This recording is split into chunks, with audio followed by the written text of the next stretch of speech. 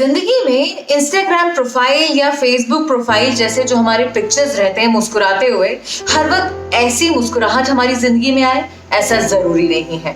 क्योंकि जब बात अपने मन के जीने की आती है ना, तो सवाल खड़े हो ही जाते हैं। और बावजूद इसके कि अगर उस शख्स की जिंदगी में रेप और डाइवोर्स जैसे शब्द आए हों, उसके बाद वो मन से जिए, और अगर उसे ये ताना दिया जाए कि तुम जहन्नुम में जाओगी, तो सोचिए उसकी प्रोफाइल पिक्चर क्या वाकई मुस्कुराती हुई असल में कहलाएगी। जानते हैं कि आप ऐसे किसी शख्स को अगर जानते हैं तो जरूरी है कि आप उसे ये वीडियो दिखाएं ताकि कुछ और पॉजिटिविटी उसकी जिंदगी का हिस्सा बन जाए।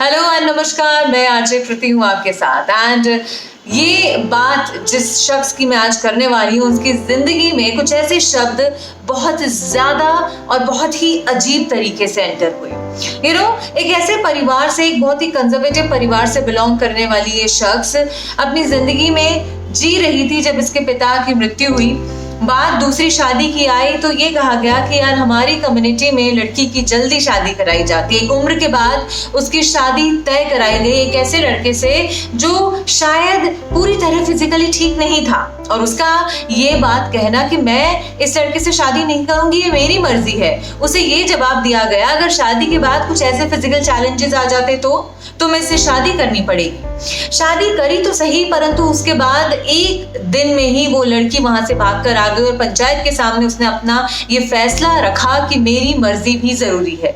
जैसे तैसे घर में रही तो घर वालों ने जीना मुश्किल कर दिया। उसे सुबह शाम यही ताने देना शुरू कर दिया कि कैसे अब तुम डाइवोर्सी का टैग लगाकर जिंदगी जियोगी।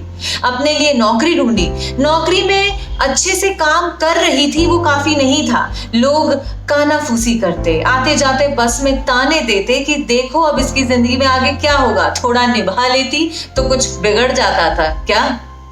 ये सब चल ही रहा था कि अचानक उसकी जिंदगी में एक लड़के से मुलाकात हुई जो उसकी फैमिली ने मिलाया। क्योंकि इससे पहले वो कई लड़कों से मिली थी जो शायद उसकी इस बात को नहीं समझ पाते थे या उसके स्ट्रेट फॉरवर्ड वाली चीज को बहुत ही बेकार मानने लगते थे। इस लड़के ने कहा कि मुझे कोई फर्क नहीं पड़ता है तुम्हारे साथ क्या हुआ।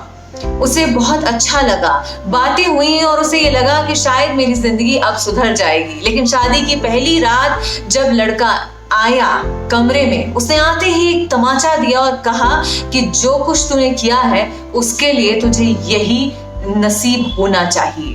वो लड़की दंग रह गई कि क्या क्या सपने नहीं सोचे थे, और उसके बाद उसे बांधकर उसका वही पति उसके साथ रेप करता है, एक बार नहीं कई बार।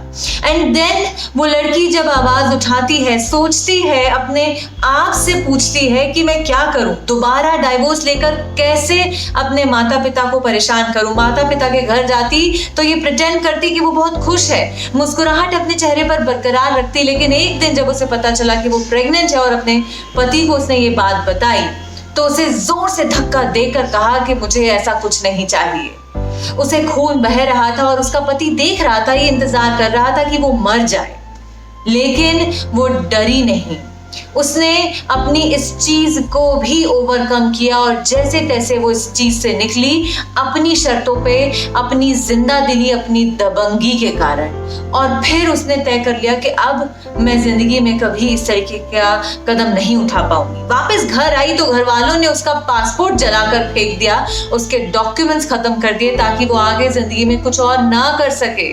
जिंदगी से हताश हो चुकी थी, पर चेहरे पर मुस्कुराहट बरकरार थी कि एक दिन वो आएगा, मेरी एक कोशिश और से मैं जिंदगी में आगे बढ़ूंगी। और मेरी ये जो एक कोशिश और है वो ऐसे ही बहुत सारे शख्स की कहानी को बयां करती है। और आज मेरी इस एक कोशिश और में मैं जिस शख्स की बात कर रही हूँ उनका नाम है जैस्मिन एम मूसा।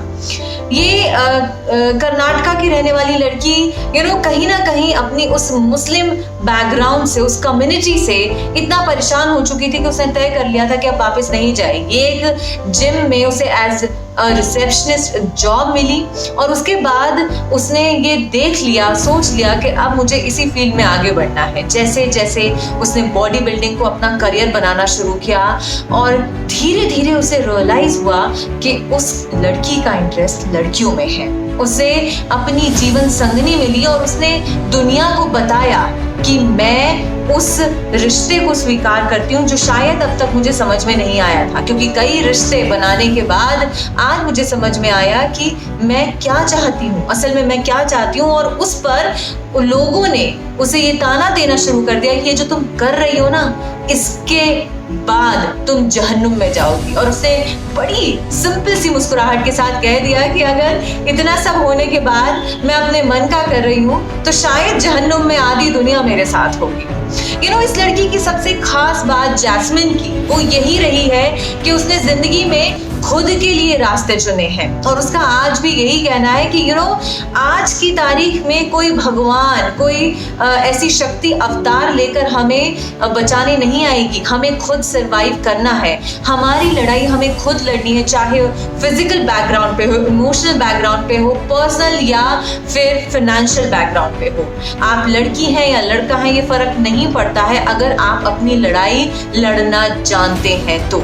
हमें अपनी लड़ाई खुद लड़नी होती है। कई दफे हमारी जिंदगी में हम ये कहते हैं कि यार हम इतनी कोशिश कर रहे हैं, मेरी मदद उसने नहीं की, मैं इस चीज का शिकार हुई, देखो उसके साथ तो फेवरिज्म होता है। नहीं, हमें उठना है, खड़े रहना है और अपने लिए अपनी लड़ाई खुद लड़ते रहना है आखिरी दम तक, जब तक दुनिया ये मानने ना लग जाए कि हाँ ये बात सही है। क्योंकि जब हम अपनी शर्तों पे जिंदगी जीते हैं ना, तो लोग भले चाहे कुछ भी कहें, हमें अंदर से खुशी होती है कि यार मैंने जो किया वो बहुत अच्छा किया, किसी के दिल को ठेस पहुंचाए बिना मैंने अपनी जिंदगी शर्तों पे जी है और बहुत अच्छे से जी है।